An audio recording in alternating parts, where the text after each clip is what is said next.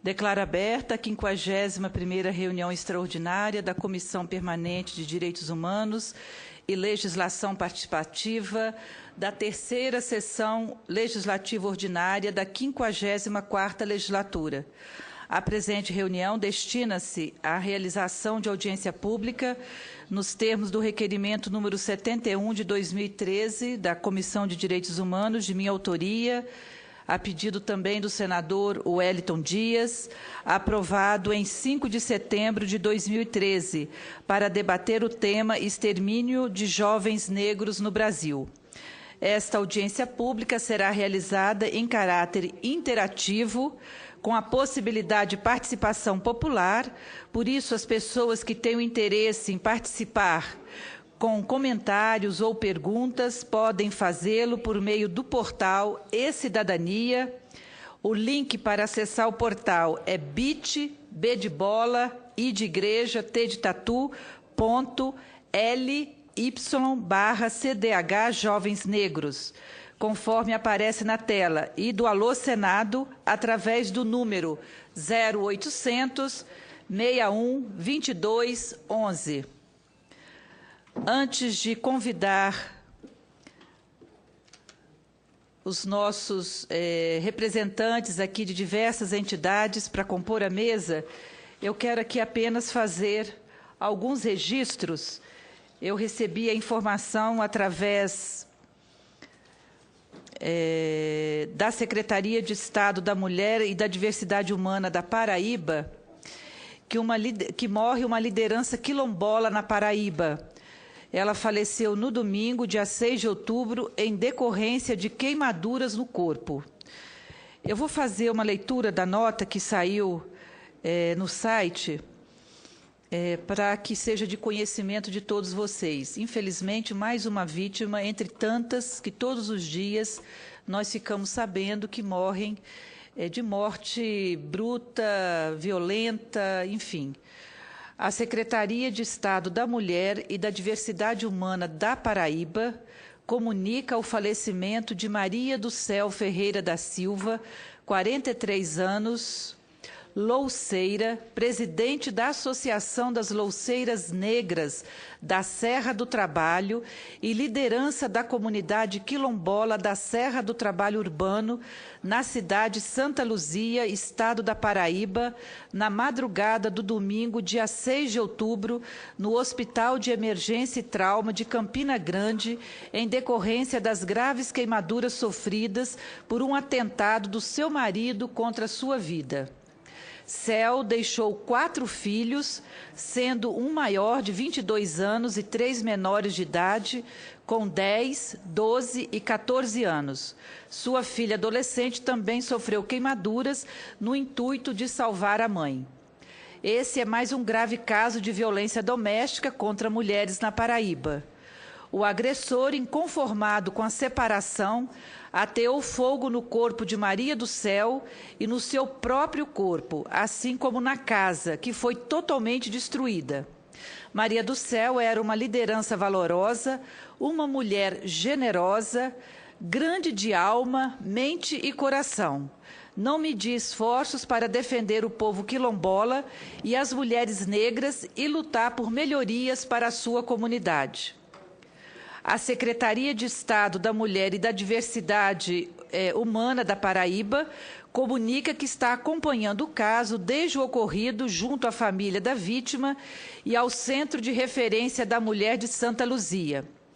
Renovamos, aqui faço as nossas palavras, também as palavras da Secretaria, renovamos nosso compromisso com políticas públicas de enfrentamento à violência contra a mulher e o fortalecimento da rede de atenção às mulheres vítimas de violência contra as mulheres.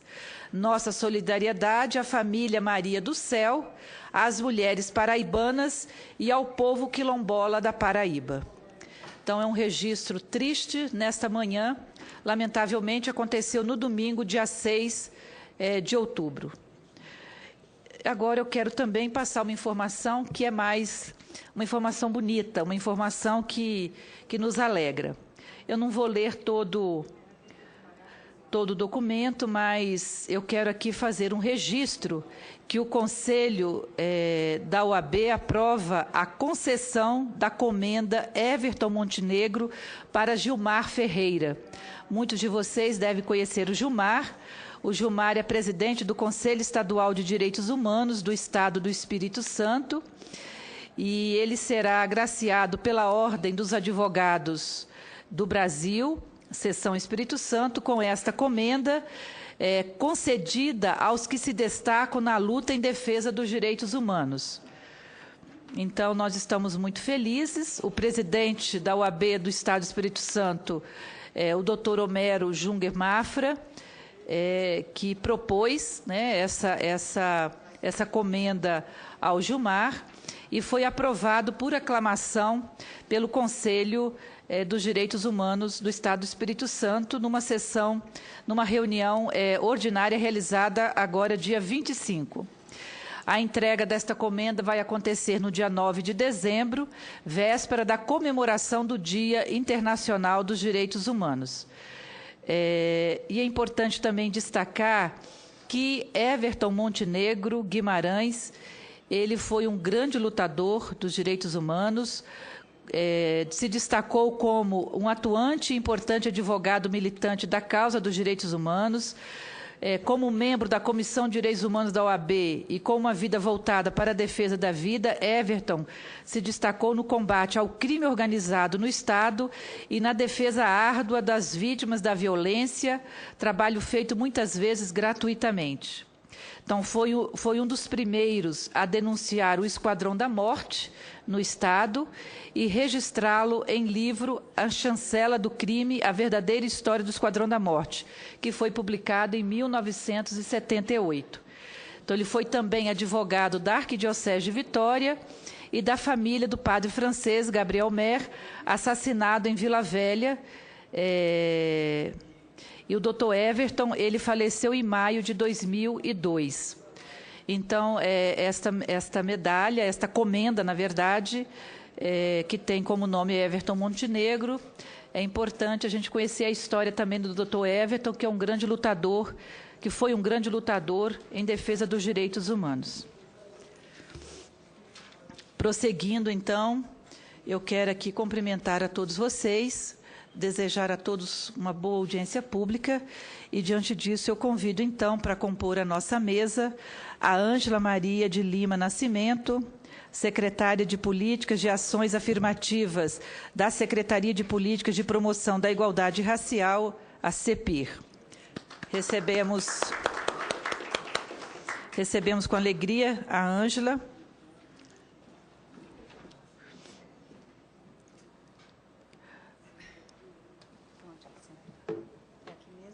Pode sentar aqui, Ângela. Seja bem-vinda. Esse daqui ainda não, né? Esse daqui não. Eu acho que a senhora pode chamar. O Ederson Araújo de Jesus Santos já chegou? Está chegando, né? O Alessandro Melchior Rodrigues também, acho que ainda não chegou. Eu convido, então, a Fernanda Papa, coordenadora-geral de Relações Institucionais da Secretaria Nacional da Juventude da Presidência da República. Seja bem-vinda, Fernanda. Por favor, sente-se aqui, Fernanda. Seja bem-vinda. Eu convido também o senhor Júlio Jacobo, coordenador da área de Estudos da Violência da Faculdade Latino-Americana de Ciências Sociais. Depois o senhor Júlio poderá se apresentar um pouco melhor. Tenho dificuldade de pronunciar o seu sobrenome, viu? Seja bem-vindo. Por favor, sente-se aqui. Também quero convidar o Lula Rocha, coordenador do Fórum Nacional de Juventude Negra, o FONAJUNE. Seja bem-vindo, Lula. Convidar também a Débora Maria da Silva, coordenadora do Movimento Mães de Maio. Seja bem-vinda, Débora. Estamos nos encontrando pela segunda vez este mês. Seja bem-vinda. Antes de conceder a palavra também aos nossos convidados e convidadas, preparamos aqui algumas considerações não são tão breves assim, mas elas nos trazem alguns dados, inclusive de uma pesquisa realizada pelo Data Senado, que é importante também dar publicidade a esse trabalho, porque o Senado Federal também se preocupa, né, em buscar informações através de entrevistas, de pesquisas, e é importante que nós tenhamos esse momento como uma oportunidade de poder divulgar essas informações. Acho que será de grande relevância para todos vocês que aqui estão, mas também para o público que nos acompanha pela TV Senado e também pela internet. Creio que os nossos convidados farão aqui exposições que darão conta das estatísticas sobre os assassinatos, as mortes da nossa juventude e sobre a maior incidência de mortes sobre a juventude negra. Certamente falarão das causas e consequências dessa seletividade e da necessidade de buscarmos políticas públicas para o enfrentamento dessa triste realidade. Quero, então, trazer para reflexão uma interessante e inédita pesquisa de opinião pública, Violência contra a Juventude Negra no Brasil, que foi realizada pelo Data Senado. Ela é inédita porque revela as percepções da sociedade acerca de tão importante tema. Vale mencionar as seguintes partes da pesquisa: a apresentação, o resumo e algumas pistas para análise. A sua totalidade está disponível no sítio do Senado Federal. A maioria dos homicídios que ocorrem no Brasil atinge pessoas jovens. Do total de vítimas em 2010, cerca de 50% tinham entre 15 e 29 anos. Desses, 75% são negros. As respostas governamentais e não governamentais ao processo de agravamento deste fenômeno em muito se beneficiaram de estudos e diagnósticos elaborados a partir dos dados do Sistema de Informações de Mortalidade, o SIM, do Ministério da Saúde. No entanto, pouco ainda se sabe sobre as percepções da sociedade acerca de tão importante tema. Por isso, o Data Senado realizou a inédita pesquisa de opinião pública, Violência contra a Juventude Negra no Brasil. Ela é parte do protocolo de intenções firmado entre o Senado Federal e a Secretaria de Políticas de Promoção da Igualdade Racial da Presidência da República, o CEPIR, no âmbito da campanha Igualdade Racial é para Valer. Então, vou fazer aqui um resumo desta pesquisa de opinião. Dentre os resultados da pesquisa, cabe destacar que a maioria considera que as mulheres sofrem mais com a violência, 67,1%, e que os negros são as principais vítimas, 66,9%. Pouco mais de um terço, 35,8%, acredita que a violência atinge mais os jovens na faixa de 19 a 29 anos. Perguntados sobre as causas, 63% atribuíram a violência contra a juventude a aspectos sociais, enquanto 34,8% disseram ser fatores comumente associados ao comportamento juvenil de risco. Quando inquiridos especificamente sobre a principal causa de morte entre os jovens, a maioria indicou o uso de drogas, 56,2%, os acidentes de trânsito, 22,4%, e os assassinatos, 19,8%. A maior parte dos entrevistados, 62,3%, disse que jovens brancos e negros são mortos na mesma quantidade, e 31,4% concordaram que jovens negros são mortos em maior quantidade que os brancos. Para 26,3% dos respondentes, a cor dos jovens tem influência na quantidade de mortes.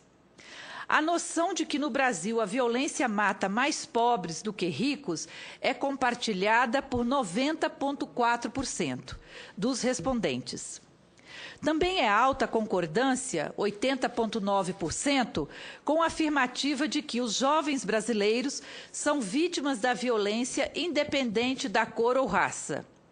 Entretanto, diante da frase homicídio é a principal causa de morte dos jovens negros, 56,6% dos entrevistados se manifestaram favoravelmente. Percentual semelhante, 55,8%, foi registrado para os que concordaram com a afirmação de que a morte violenta de um jovem negro choca menos a sociedade do que a morte violenta de um jovem branco. Para 55,1% dos respondentes, é correto afirmar que a principal causa de homicídios de jovens negros é o racismo. Em relação à experiência pessoal dos entrevistados, o percentual dos que já se sentiram discriminados ou ofendidos por causa da sua cor ou raça em diferentes situações variou entre 10,9% por profissionais de saúde e 16,9% por programas de televisão ou outro meio de comunicação. Na opinião de 36,4% dos entrevistados, a principal ação para combater o racismo deve ser a melhoria do ensino nas escolas. A mudança das leis foi assinalada por 22,7%, enquanto 20,8% consideraram suficiente a garantia do cumprimento das leis existentes. Acrescente-se que 15,7% apontaram as campanhas de conscientização e 2,4% consideraram as ações afirmativas como a principal medida que o governo deve tomar para combater o racismo. E aqui segue algumas pistas para análise desta pesquisa de opinião. É importante notar que as variações na frequência das respostas aparentam ser bastante influenciadas pela cor ou raça declarada da pessoa entrevistada. A percepção dos efeitos diferenciados da violência e da discriminação sobre distintos grupos raciais é mais evidente entre os que se identificaram como negros, pretos e pardos. Do mesmo modo, observaram-se variações na opinião dos entrevistados segundo a região onde residem. Exemplo disso são as respostas sobre a cor ou raça das principais vítimas da violência. Os negros foram apontados nesta condição por 75,5% dos entrevistados na região Nordeste, 70,8% do Norte, 65% do Sudeste, 59% do Sul e 57,4% do Centro-Oeste. A pesquisa permite identificar discrepâncias entre as opiniões captadas e as estatísticas oficiais. A maioria das pessoas concordou com a frase: jovens brancos e negros são mortos na mesma quantidade. Mas, em 2009, por exemplo, os homicídios foram a causa de morte de 6.685 jovens brancos e de 18.595 jovens negros na faixa de 15 a 29 anos. Apenas 2,4% dos entrevistados atribuíram a violência contra os jovens à discriminação racial. Contudo, quando o enfoque é dado ao jovem negro, 55,1% concordaram que a principal causa de homicídio de jovens negros é o racismo. Outros aspectos levantados na pesquisa também ilustram um aparente processo de mudança de percepção sobre as relações raciais no Brasil. Primeiro, a admissão da experiência pessoal com a discriminação racial em diferentes situações, que variou entre 10,9% a 16,9%. Segundo a constatação de que um pouco mais da metade dos entrevistados já considera que ser branco ou negro afeta a vida de uma pessoa. Por fim, o entendimento também, por mais da metade dos entrevistados, de que a sociedade se choca menos com a morte violenta de um jovem negro do que a de um jovem branco. a pesquisa evidenciou a importância atribuída à educação e à legislação no enfrentamento ao racismo.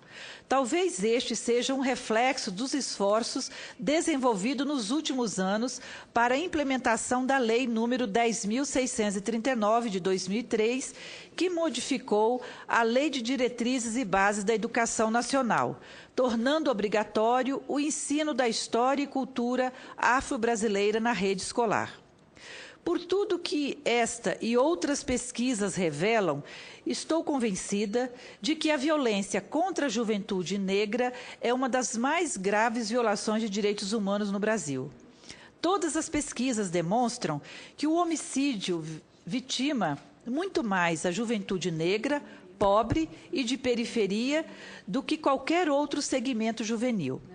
Precisamos debater a seletividade destas mortes e o aumento crescente da violência contra a juventude negra nos últimos anos, para apontarmos políticas públicas eficientes de enfrentamento a esta realidade.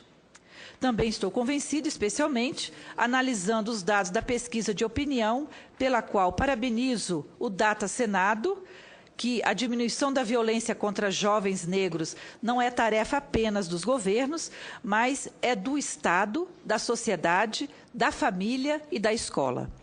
Reconheço os avanços, mas ainda é preocupante a violência que atinge nossa juventude. Então, retomo esses dados e eu quero aqui mais uma vez parabenizar o Data Senado por esta brilhante pesquisa que traz um outro olhar, o olhar da população, o olhar da sociedade a respeito, né, da violência contra a juventude e, em particular, com relação à juventude negra. Então, eu acho muito importante, na minha opinião, é uma pesquisa inédita, não é? E que pode subsidiar, inclusive, na elaboração de políticas públicas. Eu quero, então, convidar...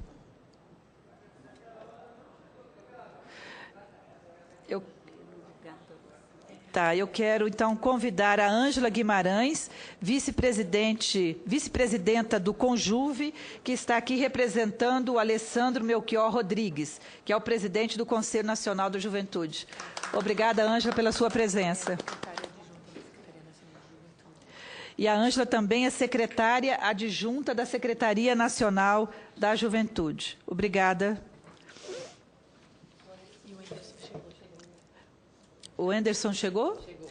O Anderson, por favor, venha compor aqui conosco a mesa. Nós já temos uma cadeira para você. Anderson Araújo de Jesus Santos, diretor executivo do Grupo Mídia Periférica. Seja bem-vindo e seja bem-vinda, Ângela. Nós vamos, então, agora combinar um procedimento para que nós todos possamos falar dentro do tempo bom, que tenhamos oportunidade, inclusive, de fazer aqui, se possível, um debate também, dentro do tempo que nos foi concedido. Então, nós vamos combinar aqui 15 minutos para cada um, não é? Eu acho que é um tempo razoável. Se houver necessidade, depois, numa segunda rodada, né, os convidados aqui poderão fazer as suas complementações. Pode ser assim? Eu estou com uma ordem aqui de convidados. Primeiro, eu quero convidar a Ângela Maria de Lima Nascimento, secretária de Políticas de Ações Afirmativas da Secretaria de Políticas de Promoção da Igualdade Racial, CEPI. Muito obrigada, Ângela. Quero aproveitar o momento para agradecer a presença de vocês, mas também agradecer a presença sempre pronta da CEPIR em todas as atividades aqui da Comissão de Direitos Humanos. E diga à ministra Luísa Bairros, né, do nosso carinho, do nosso respeito pelo trabalho que vocês fazem. Muito obrigada, senadora Ana Rita. Bom dia para cada uma das pessoas aqui presentes, bom dia para os que estão nos assistindo e que vão participar dos debates. Eu quero agradecer, em nome da ministra Luísa Bairros, o convite para estarmos aqui, dialogando em torno dessa importantíssima estratégia de políticas públicas voltada para o enfrentamento à violência contra a juventude, que tem, de forma majoritária, de forma absurda, ceifado a vida de milhares e milhares de jovens negros. a senadora Ana Rita, ela tem sido uma parceira fundamental nesse processo de construção da política de promoção da igualdade racial. Nós estamos no 10º ano de existência da CEPIR, e tem sido uma experiência para dentro do próprio governo federal, uma experiência muito nova, uma vez que o Estado brasileiro passou centenas de anos para reconhecer a dimensão do racismo como um viés estruturante das relações sociais e relações étnico-raciais no Brasil. Então, falar sobre a violência contra a juventude negra, e aí eu peço, por gentileza, para reproduzir o material ali, tem sido para nós fundamental. Nós vamos, na verdade, estar compartilhando com a Fernanda Papa, né, a Ângela Guimarães, as informações sobre o plano, mas antes disso eu gostaria de saudar toda a mesa, os companheiros que estão presentes, as companheiras que estão aqui presentes, e, de modo especial, a Secretaria Nacional da Juventude, no trabalho que nós estamos realizando, junto a Ângela Guimarães, junto a Fernanda Papa, Severine Macedo também, e gostaria de, em nome dessa saudação, agradecer mais uma oportunidade de estarmos enfatizando o que tem sido a ação do Plano Juventude Viva. Antes da apresentação, e aí também já como elemento da própria apresentação, eu estava falando dos 10 anos de CEPI, eu estava falando da importância e do ineditismo que o Estado brasileiro está tendo que trabalhar ao reconhecer que a violência contra a juventude, então, políticas públicas para a juventude, se torna uma matriz fundamental do governo Dilma, a partir desse processo implementado há 10 anos atrás no Brasil, e também o reconhecimento do racismo e das desigualdades raciais como um viés norteador de políticas públicas. Então, essa conjunção de reconhecimento da necessidade de políticas públicas para a juventude, dos direitos da juventude, que decorre de todo um processo de mobilização da juventude no país, com a forte presença da juventude negra, do movimento negro, das mulheres negras, das mães negras, e a gente vai e desemboca na construção de uma estratégia dentro do Fórum Direitos e Cidadania da Presidência da República para a construção, a elaboração do que vem a ser o Plano Juventude Viva. Então, eu gostaria de ressaltar esse aspecto mais geral, porque, na verdade, ele é uma espécie de pressuposto do momento que nós estamos, a conjunção do reconhecimento de políticas públicas para a juventude e do reconhecimento da dimensão racial para dentro das políticas desenvolvidas pelo Estado brasileiro. Por gentileza, próximo. Por gentileza. Então, nós tivemos, e aqui na mesa está o pesquisador Júlio Jacobo, que tem tido um trabalho formidável aqui no Brasil, com os dados que ele vai apresentar do mapa da violência. E nós tivemos, em 2010, num total de 49.932 pessoas vítimas de um homicídio, uma taxa de 26,2 para cada 100 mil habitantes, e do qual 70,6% das vítimas eram negras. Em 2010, ainda, 26.854 jovens entre 15 e 29 anos foram vítimas de homicídio. Então, se do total de 49.932 pessoas vítimas de homicídio em 2010, nós temos, entre os jovens de 15 a 29 anos, uma concentração de 53,5% do total de homicídios. Ou seja, e nesse percentual de jovens, 74,6% eram jovens negros. E do sexo masculino, numa concentração em torno de 132 municípios brasileiros. nós tivemos, então, esses dados, talvez... bom, eu vou passar porque é muito importante que a gente tenha essa série histórica e que vem exatamente a partir dos estudos realizados pelo pesquisador Júlio. Nós temos, então, todo um crescimento na taxa de homicídios, que passou de 1980, de 13.910, até chegarmos a 49.932 em 2010, e com um crescimento de 11,7% para 26,2%. Pode passar, por favor, esses dados vão ser comentados. Ali temos uma concentração das vítimas jovens em torno de 15 a 29 anos. Pode passar. Nós temos ainda nesse gráfico a impressionante concentração, como essa figura representa, né, a concentração de homicídios contra os jovens negros nessa faixa etária, por gentileza. Nós temos, então, para todo o país, as taxas de homicídio entre brancos e negros, como eu falei, que se concentram em torno de 132 municípios, tendo esses estados numa classificação a partir das taxas maiores.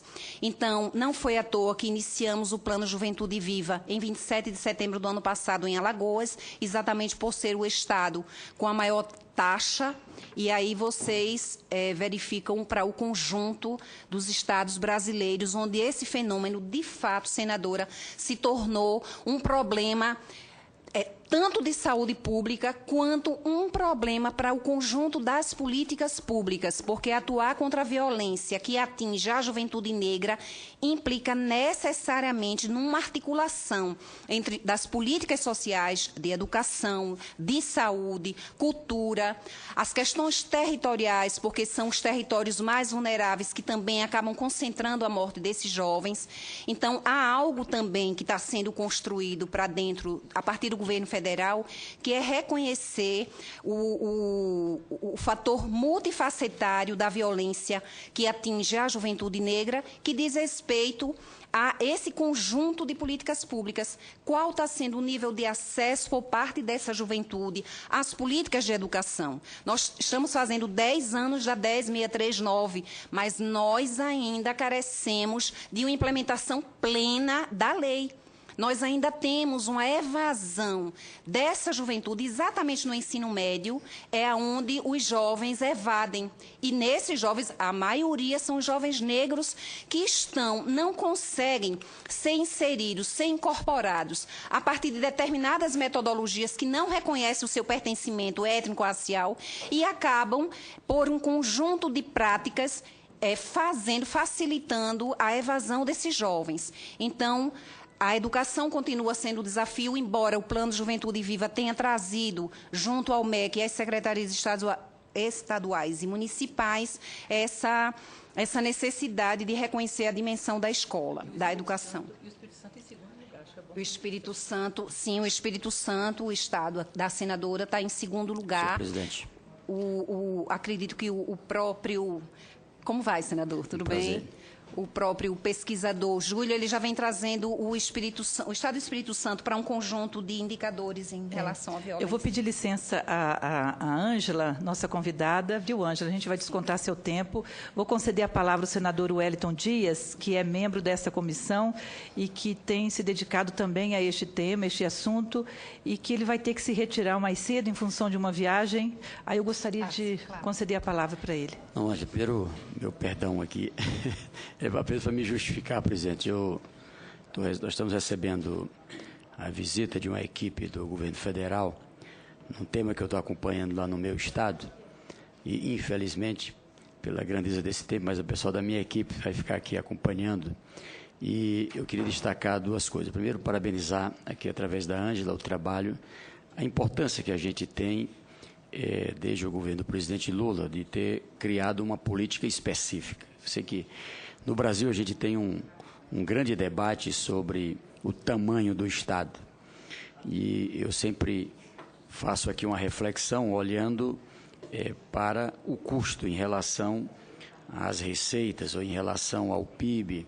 historicamente, a gente tem reduzido e reduzido bastante. Nós já alcançamos algo em torno de 8% do PIB de despesa de pessoal e hoje é algo em torno de 4,5%, o que mostra que, na verdade, é o contrário da percepção da população. Mas apenas para justificar a importância de ter uma área específica para cuidar dos temas da mulher, para cuidar dos temas de negros, índios, enfim, e outras populações mais fragilizadas, e eu não poderia perder essa oportunidade de tratar sobre isso. Também para destacar, o meu Estado desmontou um mito durante muito tempo. Se trabalhou uma ideia de que a violência era vinculada à pobreza. Nós alcançávamos ali no começo desse século o pior indicador de renda do Brasil. Hoje já ultrapassamos 2 estados, eu espero que eles cresçam também, e temos o mais baixo índice de homicídio do Brasil. Quando assumi como governador no estado do Piauí, nós tínhamos 16 homicídios para cada...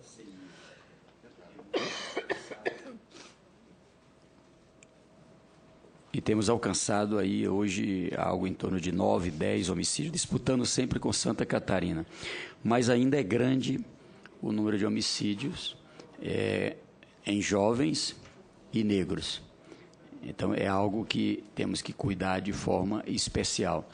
E isso, na minha opinião, parece uma coisa filosófica, mas ela tem muito mais a ver com uma cultura de paz. Ou seja, você tem lugares do Brasil, eu viajo muito, cito Alagoas, eu acho que o Espírito Santo não deve ser diferente, em que as pessoas resolvem as coisas na bala, como se diz no Velho Oeste, resolve...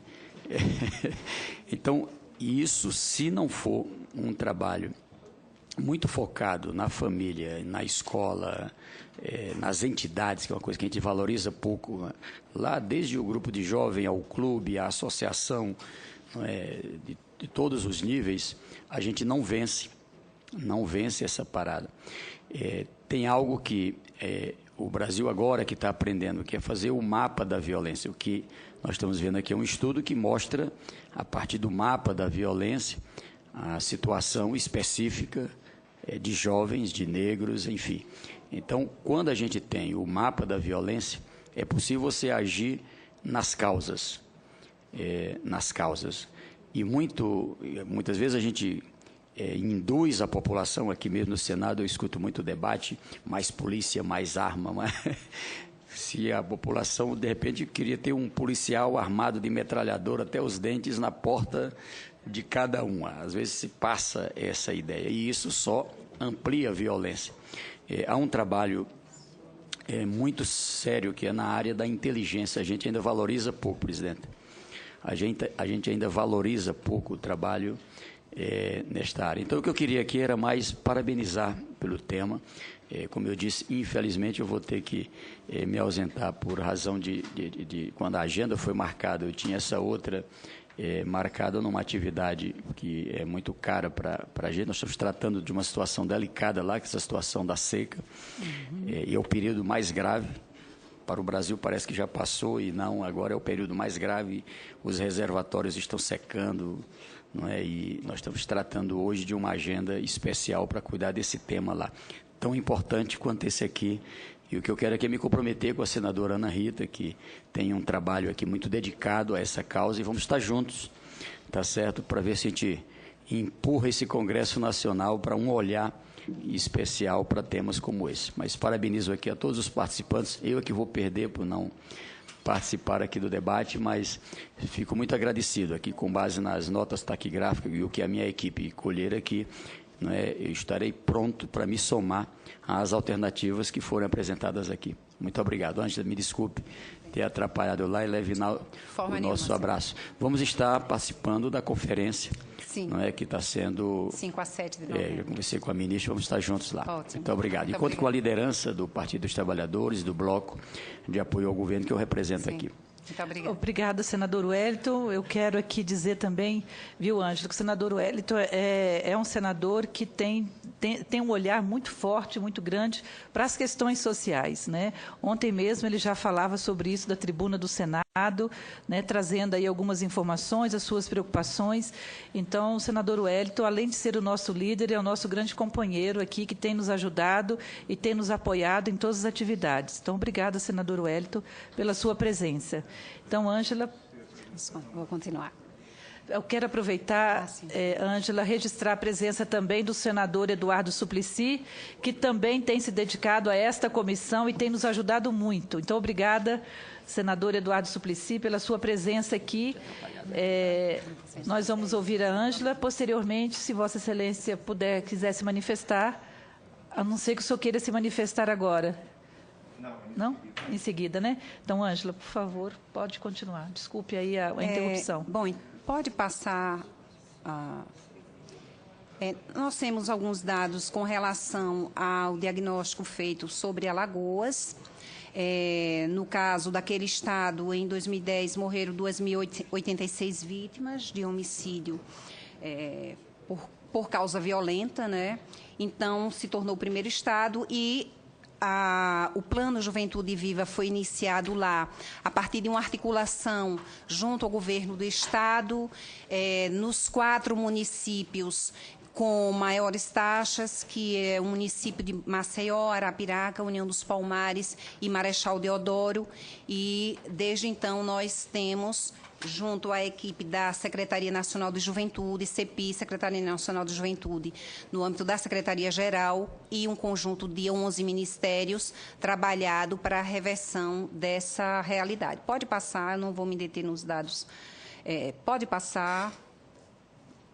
Então, o Plano Juventude Viva, ele trata exatamente, ele tem como diagnóstico o fato dos homicídios se concentrarem sobre a população jovem, negra, como a gente já falou, com baixa escolaridade, residente em bairros pobres. Essa questão territorial tem sido estratégica do ponto de vista da metodologia do plano. Mapear os territórios mais vulneráveis em cada uma dessas localidades, a fim de concentrar os esforços do governo federal e dos governos locais para esse conjunto de políticas. Então, tais mortes por agressão são a expressão extrema de um problema mais amplo de manifestações de violência física e simbólica que afligem a sociedade brasileira.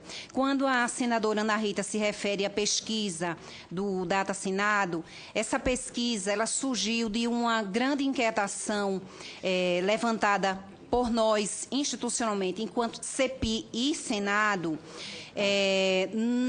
a partir da seguinte questão: o que é que traz, o que é que explica uma espécie de naturalização em relação à morte da juventude negra? Por que ao cair um corpo de um jovem negro, e não cai só um, todos os dias caem vários, por que ao caírem vários corpos de jovens negros, isso não impacta na sociedade brasileira, na proporção desta morte?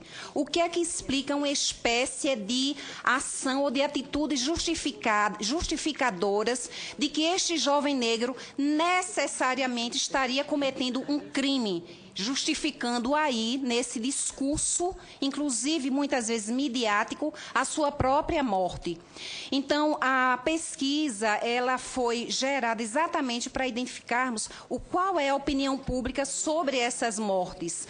Por que a morte de um jovem branco impacta, e aí a pesquisa trouxe esse sinalizador, por que a morte de um jovem branco causa um impacto muito maior do que a morte de milhares de jovens negros? Qual é o significado que nós precisamos dar num país com 350 anos de estrutura nas relações étnico-raciais, onde o ser negro foi destituído da mesma humanidade que o ser branco? Como que a gente reconhece que houve toda uma construção, uma ideologia sobre esse corpo negro que faz com que esta violência que ceifa a vida das famílias, que faz com que o Brasil perca a sua perspectiva de desenvolvimento em relação a essa população? Como é que a gente explica isso? Então, um fator explicativo para nós, de fato, a CEPI tem identificado isso dentro do governo federal, a importância do viés étnico-racial para compor as estatísticas, para compor a produção de informações. E aí é um dado que eu queria trazer. Eu sei que Fernanda Papa vai estar trazendo mais dados sobre o plano, mas o que eu queria me deter é em algumas questões de fundo que são muito importantes, que é quando o mapa da violência produzido passa a incorporar informações a partir do quesito cor-raça, ele traz exatamente essa dimensão de desigualdade. E nós ainda estamos com a missão, enquanto governo federal, de trazermos para o conjunto da produção de informações para dentro das políticas públicas os dados produzidos a partir do viés do quesito raça-cor, senadora. Lembrando que no final do ano passado, a ministra Miriam, a ministra Gleisi e a ministra Luísa assinaram um aviso interministerial tornando obrigatório para todo o governo federal o preenchimento do quesito raça-cor no conjunto dos documentos da administração pública. Por quê? Porque isso não é uma questão menor. Isso, pelo contrário, nos tem possibilitado, a partir da inserção desse viés, visibilizarmos a real dimensão da problemática étnico-racial no país. Então, é a partir desse reconhecimento que nós estamos conseguindo hoje, enquanto governo federal, uma aproximação real da realidade, uma aproximação real da juventude negra. Uma vez que os dados apresentam, em termos de mortes violentas contra a juventude branca, nós temos dados europeus, nós temos indicadores de níveis europeus. Quando a gente, a partir da incorporação do quesito raça-cor, traz os dados, nós tomamos um susto enquanto Estado, enquanto sociedade brasileira, diante do que é essa dimensão. Então, nós entendemos, a CEPIR e a Secretaria-Geral também temos compartilhado desse mesmo entendimento, que o plano é, de fato, uma oportunidade histórica para levantarmos o debate na sociedade. Ora, se o país que está ingressando em níveis de desenvolvimento tem a juventude como seu grande patrimônio, como que essa juventude vai ingressar, vai exercer o seu papel de cidadã, de protagonista, se ela está sendo morta? Só que essa juventude é a juventude negra.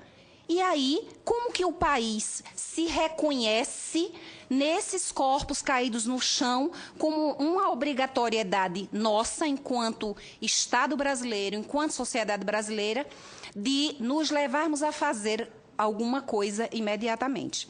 Eu vou tentar apressar, mas o objetivo principal do plano é enfrentar essa violência, atuar para reduzir a vulnerabilidade da juventude negra e prevenir a ocorrência de homicídios, certo? A estratégia principal é promover e... Dá mais um tempo que você ficou prejudicada, mas sim. Tá bem.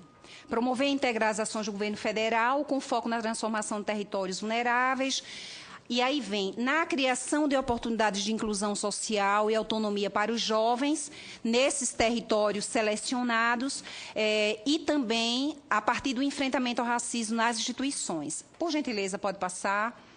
São 4 os eixos estruturadores do plano: desconstrução da cultura da violência, e aí vem os resultados dessa pesquisa de opinião que a senadora destaca. Como que nós poderemos atuar para trabalhar, para superar a desumanização existente no cotidiano das práticas sociais sobre esse jovem negro? É preciso mobilizarmos os atores sociais, é preciso defendermos a vida desse jovem negro. No eixo 2, no segundo eixo, que é a inclusão, oportunidades e garantia de direitos, aí está acontecendo uma articulação em torno desses programas setoriais, criando oportunidades também para esses jovens, a transformação dos territórios e o aperfeiçoamento institucional, que tem sido um eixo de mais concentração das atividades da CEPI, esse o primeiro, porque nós precisamos, de fato, mudar a cultura institucional em relação ao reconhecimento dos direitos da juventude negra. Nesse sentido, nós temos atuado junto ao Ministério da Justiça para a formação dos agentes do sistema de justiça como um todo, uma vez que nós ainda lidamos no país com um conjunto de mortes por violência provocadas por agentes do próprio Estado que acabam vitimando, em sua maioria, os jovens negros. E aí eu só quero lembrar que estamos numa articulação, estamos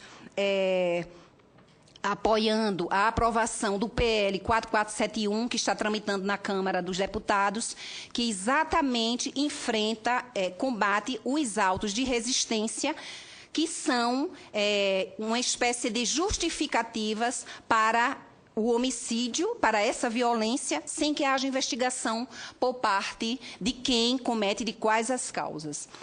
Por gentileza, então... pode passar. Como eu estava falando, o Plano Juventude ele tem trazido em seus resultados mais gerais o reconhecimento do racismo como fator gerador de morte. Eu gostaria de destacar esse trabalho que a CEPI, junto com o Ministério da Saúde, UNFPA, pesquisadores negros, nós lançamos há 2 anos atrás, que é o racismo como determinante social de saúde, e é preciso que a gente compreenda também a violência como uma questão de saúde pública, e nós precisamos incorporar, reconhecer que essa dimensão racial ela impacta fundamentalmente nessas mortes por violência. Pode voltar, por favor?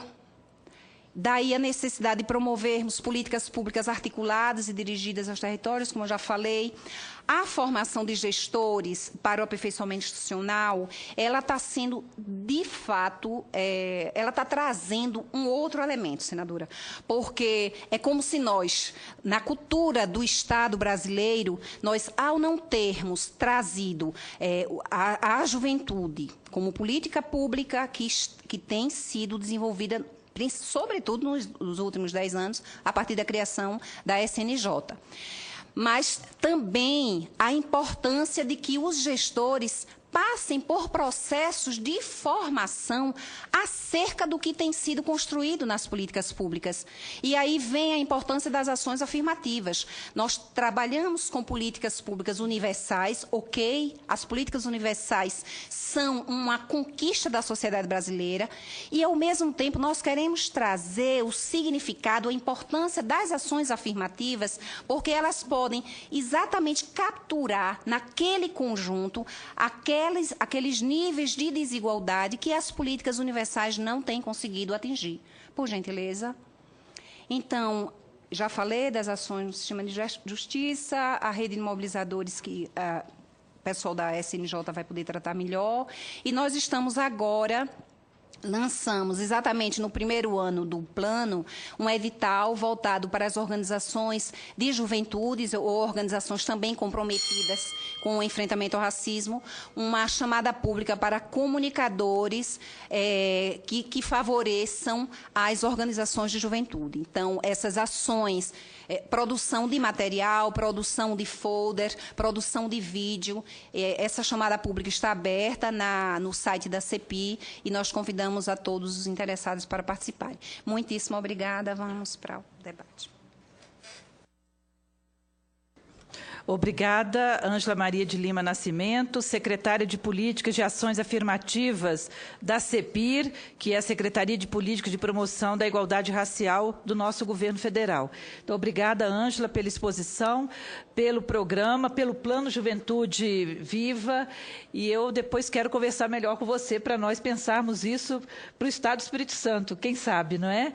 Para poder também motivar e levar o nosso governo lá do Estado do Espírito Santo a assumir também políticas afirmativas com relação à população negra. Eu não falei porque estamos em fase de expansão, mas as meninas falaram. Vamos falar, né? Então tá, eu quero primeiro registrar aqui a presença e convidar para a mesa o Gog, ele é do hip hop, militante da causa da juventude negra e de periferia. Seu nome é Genival Oliveira, não é isso, Gog? Seja bem-vindo, gostaríamos de contar com você aqui à mesa. É importante a presença do Gog, embora não estivesse inicialmente previsto aqui na nossa lista, nós não mencionamos inicialmente, mas a sua presença aqui é muito importante, Gog, porque você é um artista reconhecido por seu engajamento político e racial na luta antirracista, não é isso? E pela inclusão da juventude preta, pobre de periferia. Estou recebendo aqui informações, você atua com jovens que saem do sistema socioeducativo com educação, cultura e cidadania. Então, é importante a sua presença porque, além de constatarmos, mais uma vez, os altos índices de homicídios e da vulnerabilidade da nossa população jovem, principalmente a população negra, você traz uma experiência de trabalho com essa juventude de inclusão social. Não é? Então, acho que é importante te ouvirmos depois, e aí eu vou, posteriormente, conceder a palavra para você. Me parece que você tem um horário para ficar aqui, mas, no momento, você me afirma aí que eu te passo a palavra. Eu vou, então, conceder agora para Fernanda Papa, Coordenadora-Geral de Relações Institucionais da Secretaria Nacional da Juventude da Presidência da República. Mas, Fernanda, me permita, inclusive, aqui dizer novamente que quem nos acompanha pela TV Senado e pode nos acessar pelo portal E-Cidadania, o link é bit.ly/CDH Jovens Negros, ou também pelo telefone pelo DISC 0800 61 22 11. Então, está aqui também no nosso painel. Enfim, as pessoas que queiram também fazer contato conosco, passar algum questionamento, alguma afirmação, para poder dialogar aqui com esta mesa, fiquem bastante à vontade. Então, a Fernanda Papa, Coordenadora-Geral de Relações Institucionais da Secretaria Nacional da Juventude. Com você, Fernanda, 15 minutos, está bem? Obrigada, senadora. Quero agradecer o convite para essa audiência pública. Em nome da Secretaria Nacional de Juventude, estou aqui representando a secretária Severine Macedo e ao lado também da nossa secretária adjunta Ângela Guimarães. Severine enviou um grande abraço. Agradecer também ao Conselho Nacional de Juventude, que também é responsável pela mobilização para a gente estar aqui hoje. Várias conselheiras e conselheiros estão aqui. O GT Juventude Negra, que tem sido muito atuante também, está bastante bem representado. Um abraço. Cumprimentar aqui nossa mesa, vice-presidenta do Conselho, a Ângela Guimarães, também o Enderson, mídia periférica, um jovem muito atuante lá da Bahia para o mundo, Enderson? Também o professor Júlio, responsável por colocar um grande parceiro responsável por colocar nos meios de comunicação, principalmente, isso para nós é muito importante, o debate, os dados que comprovam essa realidade perversa da mortalidade da nossa juventude, principalmente da juventude negra no nosso país. Também um grande abraço à secretária Ângela Nascimento, nossa grande parceira na realização do Juventude Viva, a própria senadora Ana Rita, que em outros momentos tem sido uma parceira fundamental para a Secretaria Nacional de Juventude na consolidação e luta dos nossos direitos. A gente teve esse ano a sanção do Estatuto da Juventude, depois de uma tramitação de mais de 9 anos, e temos aqui no Senado uma força muito grande, viu, senadora, na sua pessoa e de outros senadores que estão aqui. Também agradecer ao senador Suplicy pela presença, que já teve num debate com a gente aqui, com a Severine, no 15 de novembro de 2012, em que a gente já apresentou inicialmente o Plano Juventude Viva aqui na casa, e hoje temos avanços em relação a essa implementação. E também um abraço especial ao Lula, a Débora e ao GOG, que pela sociedade civil a gente sabe que fazem toda a diferença na construção dessa agenda, no tensionamento positivo e necessário para que o Estado avance com as políticas públicas, com as normas, com o reconhecimento dessa agenda fundamental para a consolidação da nossa democracia e superação dessas desigualdades que não permitem que a gente viva uma democracia plena ainda em função das diferenças que marcam e que retiram a vida dos nossos jovens negros de forma cruel, como a gente tem vivido até hoje, né? Então, agradecer a importância dessa casa para a gente promover esse debate público, né? Que outras pessoas, além das que estão aqui hoje no plenário, estão acompanhando esse debate, a gente levar essa mensagem, essa conscientização do problema e convocar para uma corresponsabilização na sociedade para esse enfrentamento da violência é um dos papéis da Secretaria Nacional de Juventude, em parceria com o Conselho Nacional de Juventude.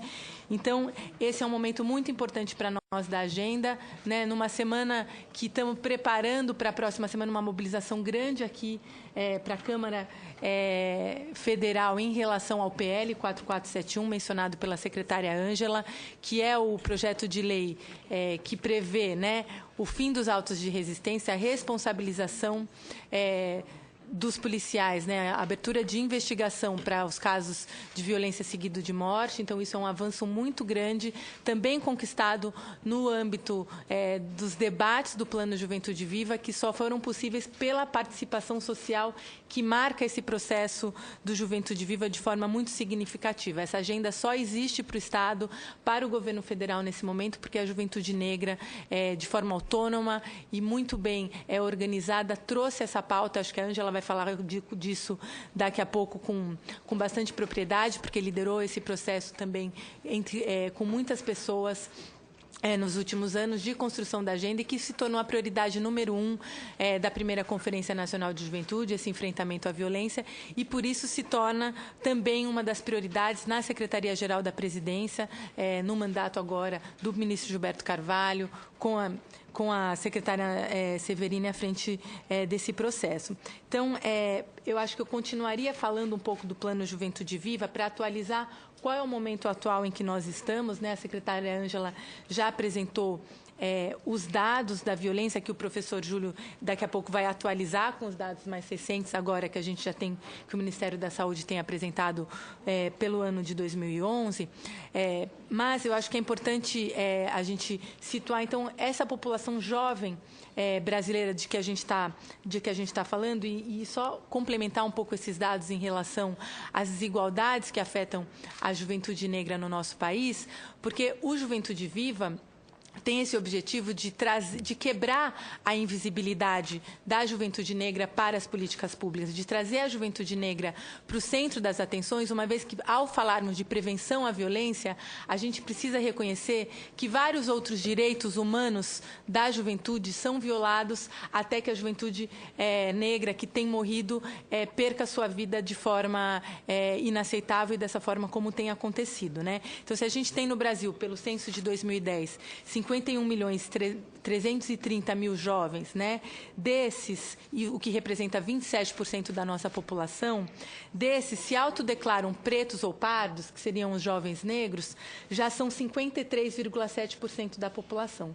Então, a gente está falando de uma juventude negra preta e parda, que é a maior parte da juventude brasileira, né? Se autodeclaram brancos 44,7%, de acordo com o censo de 2010. E esses jovens os jovens negros são maioria ainda no ensino fundamental, a partir de 15 anos, ou seja, tem menor escolaridade, como a Ângela mostrou, são 34%, enquanto os brancos são 18%. E quando chegam ao ensino médio, já temos mais brancos do que negros, 44% de negros, 48% de brancos. Mas no ensino superior, temos muito mais brancos, 33,5%, e 15,9% de negros. Essa é a menor diferença da história, porque a gente sabe que as políticas de ação afirmativa, no último período, dão resultado, né? Então, isso é importante a gente mencionar. Essa diferença tem caído, mas ela é ainda muito grande. No ensino de pós-graduação, a gente tem 0,7% de jovens brancos para 0,2% de jovens negros. Então, a gente tem aí um grande desafio também no mercado de trabalho, né? Dos 28 milhões de jovens a partir de 15 anos que estão trabalhando, isso é mais da metade, 53% dos jovens.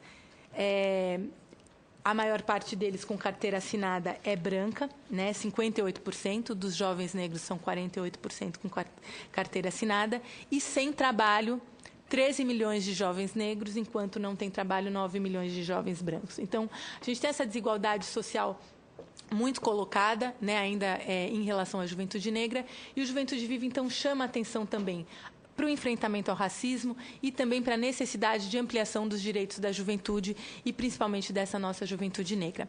Uma boa parte da apresentação a Ângela já trouxe para nós, então vamos passar vários desses gráficos que a gente compartilha, né, Ângela, na apresentação do Juventude Viva. Gostaria de chegar... Essa é uma foto, gente, que mostra o lançamento do plano em Alagoas, né? A participação da sociedade civil para nós é muito importante. Aqui a gente tem uma conselheira do Conjuve. E chegando às ações do Juventude Viva, só para mencionar para vocês o tipo de ação que tem sido pactuada pelos ministérios, ficaria aí, que fazem parte do Juventude Viva. Porque o Juventude Viva, como a gente colocou, ele depende da corresponsabilização federativa, né? O governo federal puxa essa estratégia do plano, convocando o Ministério, além da Secretaria-Geral da Presidência, com a Secretaria Nacional de Juventude e da CEPIR, a gente tem junto com a gente o Ministério da Justiça, o Ministério da Educação, o Ministério do Trabalho, o Ministério da Cultura, o Ministério do Esporte, o Ministério, a Secretaria de Direitos Humanos, a Secretaria de Política para as Mulheres, também porque essa morte dos jovens traz muito fortemente uma questão de gênero, né, discussão do padrão de masculinidade, porque a maioria são rapazes que morrem, isso tem um impacto muito grande também nas relações de gênero na nossa sociedade. A gente tem outra secretaria, o Ministério da Educação é um ministério muito importante que está também no Juventude Viva, entre outros. Então, são vários programas que compõem a estratégia do Juventude Viva, que dependem da adesão, né, dos estados prioritários para o Juventude Viva, para a gente começar essa implementação, e também dos municípios que pactuam conosco o compromisso de fazer o plano nos seus territórios e de levar e de apresentar projetos para a maior parte dos editais que estão pactuados para o Juventude Viva. No caso da educação, muito se trata de adesão, né, porque se trata de fundo a fundo. Na saúde também tem muito que já está previsto no SUS, mas em outras iniciativas a gente depende do compromisso dos municípios e do Estado de enviarem os projetos que, por fazerem parte do Juventude Viva na nossa estratégia, que é de focar aqueles 142 atualmente municípios que concentram a maior parte dos homicídios contra jovens negros. Então, a gente tem, do conjunto dos mais de 5.700 municípios do país, uma concentração em menos de 150 deles, com mais de 70% desses homicídios. Esses municípios têm prioridade, pontuam mais nos editais quando acessam as iniciativas do Juventude Viva. Então, o eixo de desconstrução da cultura de violência para nós é fundamental, e essa audiência aqui hoje já é a realização, né, de uma das ações fundamentais para nós, que é de fazer o debate público, de sensibilização da sociedade a respeito da banalização da violência que tem marcado o nosso cotidiano, e aí a juventude negra mais sofrido com essa violência. Então, temos uma campanha Juventude Viva, coordenada pela Secretaria Nacional de Juventude, a CEPIR também nossa parceira nessa campanha. Agora estamos chegando com a segunda fase da campanha, que deve ser lançada em breve. Uma rede que tem já cerca de 3.000 entidades cadastradas para acompanhar o plano nos territórios, e uma série de outras ações que estão focando esse eixo. O segundo eixo do plano foca as trajetórias dos jovens, a necessidade de a gente dar novas oportunidades de inclusão para os jovens e de garantia dos direitos. Então, tem uma série de programas aí, o Estação Juventude, da Secretaria Nacional de Juventude, o ProJovem Urbano, que está coordenado pelo MEC, também o ProJovem Trabalhador, em alguns lugares, está presente, o Pronatec, pelo MEC e também pelo MDS, que a gente está focando o Pronatec Brasil Sem Miséria para as áreas mais vulneráveis de Juventude Viva, o Educação Inclusiva, Pintando a Cidadania com o Ministério do Esporte, entre outros. Uma questão muito importante para o Juventude Viva é a transformação dos territórios. Então, faz parte da estratégia do plano a definição daqueles territórios, daqueles bairros que são mais atingidos pela violência.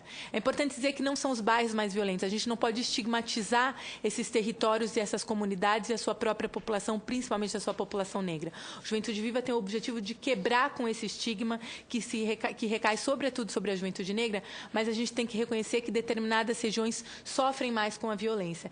Então, a estratégia é a gente focar essas ações nesses territórios. É um convite aos nossos prefeitos, prefeitas, governadores e governadoras a reconhecer quais são esses territórios a partir dos dados e levar esse conjunto de políticas para lá. A gente precisa trazer a presença do Estado para instituir novas dinâmicas de convivência com mais cidadania. E aí estão presentes os equipamentos da educação, com mais educação, ensino médio inovador, saúde na escola, os Céus das Artes do Ministério da Cultura, os pontos de cultura, a PEL, que os projetos de esporte e lazer na cidade do Ministério do Esporte, CRAS, o Serviço de Convivência, que é o antigo Projovem Adolescente, Pronatec, Academias de Saúde, vários outros programas. E, no aperfeiçoamento institucional, acho que a Ângela já falou com bastante propriedade sobre a importância desse eixo, porque cada vez mais a gente precisa sensibilizar as nossas instituições do Estado de que o racismo existe, de que o preconceito geracional também recai sobre os jovens pretos, pobres e de periferia. Então, por isso, ações com a segurança pública, com o sistema de saúde e com o sistema de educação estão previstos, bem como com o sistema de justiça, e daqui a alguns dias nós assinamos um protocolo com o Ministério da Justiça, com o Conselho Municipal, com o Conselho Nacional do Ministério Público, Conselho Nacional de Justiça, OAB, CEPIR, Secretaria-Geral e as secretarias do Ministério da Justiça envolvidas, para a gente facilitar o acesso à justiça para jovens negros em situação de violência, porque a gente sabe que o acesso à justiça também é muito limitado a essa população.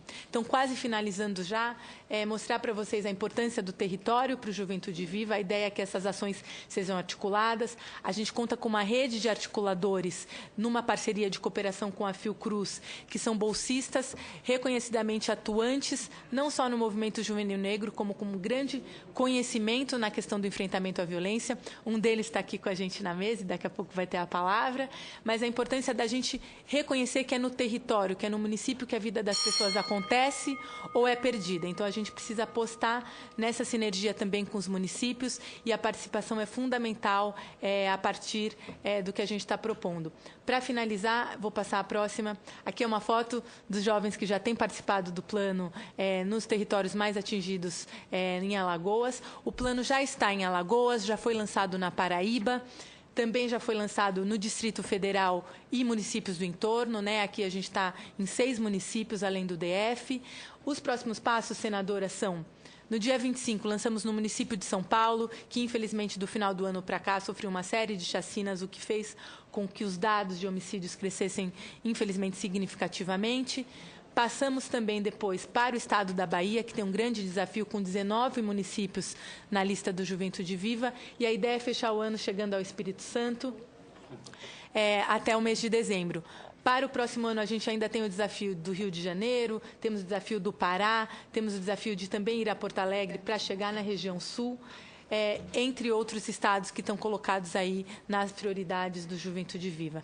Então, agradecer a oportunidade da palavra aqui, dizer que estamos abertos para as adesões voluntárias também dos municípios, que já têm procurado, mais de 120 municípios já fizeram adesão voluntária ao plano até esse momento, e a gente segue fortalecendo essa agenda e contando muito com o Parlamento também, para que a gente possa, na norma, né, na construção de leis que possam, de fato, garantir esses direitos da juventude negra. É um momento de grande avanço que a gente está vivendo, e agradecer a possibilidade da gente somar esforços aqui hoje. Muito obrigada.